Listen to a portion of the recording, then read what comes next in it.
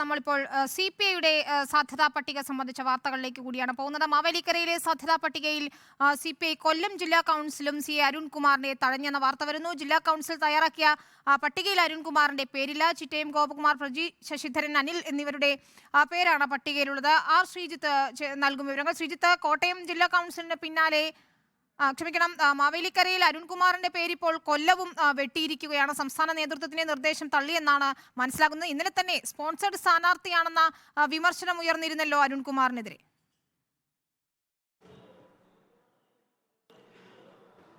വിനിത, മാവേലിക്കര ലോക്സഭാ മണ്ഡലത്തിലേക്കുള്ള സ്ഥാനാർത്ഥി പട്ടിക തയ്യാറാക്കുന്നതിന് ചേർന്ന CPIയുടെ കൊല്ലം ജില്ലാ കൗൺസിൽ യോഗം തയ്യാറാക്കിയ പട്ടികയിലാണ് CA അരുൺകുമാറിൻ്റെ പേരില്ലാത്തത്.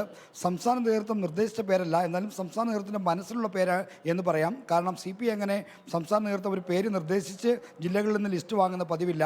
ജില്ലകളിൽ ചർച്ച ചെയ്ത് വരുന്ന പേരുകൾ പിന്നീട് കൂട്ടിച്ചേർക്കലുകൾ നടത്തുക മാത്രമേ CPI ചെയ്യാറുള്ളൂ.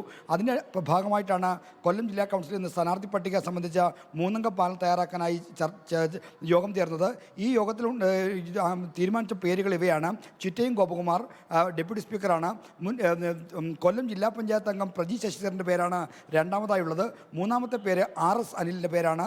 എന്നാൽ സംസ്ഥാന നേതൃത്വത്തിൻ്റെ മനസ്സിലുള്ള യുവ നേതാവ് AYF നേതാവ് CA അരുൺകുമാറിൻ്റെ പേര് ഈ ചർച്ചയിലെങ്ങും വന്നില്ല.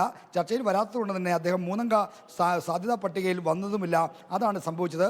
കോട്ടയത്ത് സ്പോൺസേഡ് സ്ഥാനാർത്ഥി നടക്കാനുള്ള വിമർശനങ്ങൾ വന്നിരുന്നു. മാത്രമല്ല, സ്ഥാനാർത്ഥി പട്ടിക കമ്മ്യൂണിസ്റ്റ് പാർട്ടി ചർച്ച ചെയ്യുന്നതിന് മുമ്പ് എങ്ങനെയാണ് ഇത്തരമൊരു പേര് എല്ലാ മാധ്യമങ്ങളിലും വരുന്നതെന്ന ചോദ്യവും കോട്ടയം ജില്ലാ കൗൺസിൽ ഉയർന്നിരുന്നു. എന്തായാലും കൊല്ലത്തും സമാനമായ രീതിയിൽ സംഭവിച്ചിരിക്കുന്നു. കൊല്ലത്തെ പട്ടികയിലും സ്ഥാനാർത്ഥിത്വത്തിലേക്ക് ഏറ്റവും സാധ്യത കൽപ്പിക്കപ്പെട്ടിരുന്ന അരുൺകുമാറിൻ്റെ പേരില്ല. പകരം ചിറ്റയം ഗോപകുമാറിൻ്റെയും പ്രജി ശശിധരൻ്റെയും RS അനിലിൻ്റെയും പേരാണുള്ളത്. നാളെ ആലപ്പുഴ ജില്ലാ കൗൺസിൽ കൂടി ചേർന്ന് മാവേലിക്കരയുമായി ബന്ധപ്പെട്ട 3 അംഗ സാധ്യതാ പട്ടിക നൽകേണ്ടതുണ്ട്. ഈ 3 ജില്ലകളിൽ നിന്നുള്ള പട്ടിക പരിഗണിച്ചായിരിക്കും 26-ന് ചേർന്ന CPIയുടെ സംസ്ഥാന എക്സിക്യൂട്ടീവ്, സംസ്ഥാന കൗൺസിൽ യോഗങ്ങൾ അന്തിമ തീരുമാനമെടുക്കുക. ശരി, ആർ ശ്രീജിത്താണ് വിവരങ്ങൾ നൽകിയത്.